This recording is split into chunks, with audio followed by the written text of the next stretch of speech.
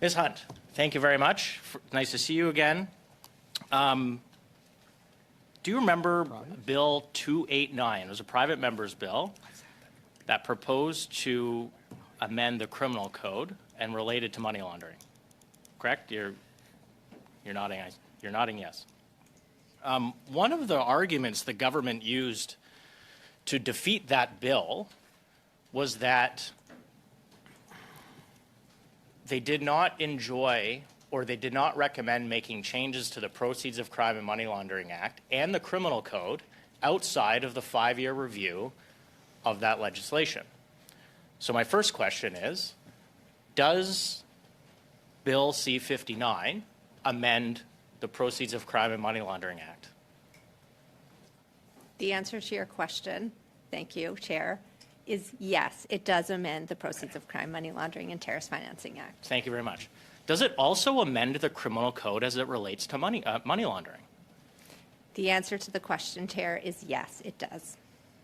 I'm just puzzled because the government said that it couldn't support a private member's bill previously because it amended an act that it said we should do the 5-year review on. Have we started, to your knowledge, has any committee undertaken of the required statutory review of the Proceeds of Crime and Money Laundering Act? My understanding is that we have had an introductory meeting on that with this committee, and we await further guidance from this committee on the review of the parliamentary review of the act. But there's no committee actually that has undertaken and passed a study to do that review, correct? We've had an introductory meeting, but currently there's no committee that's been assigned that duty. Would you say that's fair?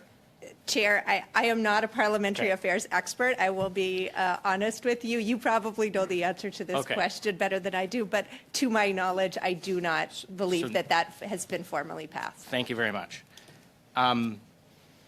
And do you know when we were supposed to start that review? The last review took place in 2018, and the Act proposes a review every 5 years. Okay, that would be 2023. We're now in 2024, so we've actually missed the deadline. Is Canada not up for review under the Financial Action Task Force? Are they not coming to do a bit of a review of the country to see how we're doing on money laundering? Yes, Canada will undertake its mutual evaluation by the Financial Action Task Force. It will begin in 2025. Right. But we've missed the statutory review, by which we're supposed to review. So we're going to actually start that with a bit of a black mark because we actually haven't kept up to the statutory requirement, correct? Like that's what one of the things they would look at is whether Parliament's actually fulfilling its obligations under the current money laundering regime, correct?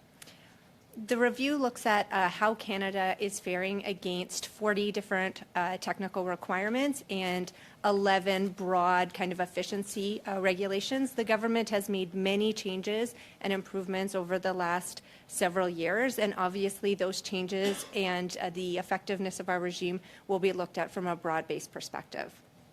Okay. Thank you very much.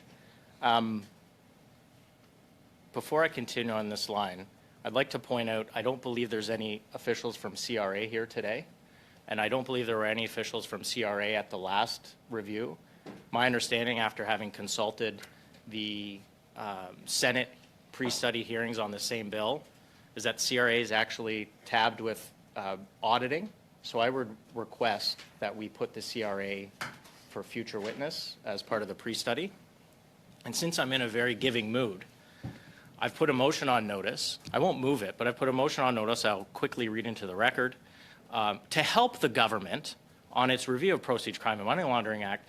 So pursuant to Standing Order 1082, with regards to Section 72 of the Proceeds Crime and Money Laundering Act, that this committee undertake a review of the Proceeds Crime and Money Laundering Act, calls the following witnesses: the Deputy Prime Minister, the Minister of Justice and Attorney General, the Minister of Public Safety, the Minister of National Revenue, the Public Safety Minister, and a number of departments, including the RCMP, FinTrack, Canadian Securities Intelligence Service, Canada Border Services Agencies, OSFI, the Financial Consumer Agency of Canada, the Ombudsman for Banking Services and Investments, the Cullen Commission lead counsel, a number of the 5 large financial institutions, the Ontario Securities Commission, and other witnesses as submitted by the members of this committee, and that the committee spend no fewer than 10 meetings on this very important motion.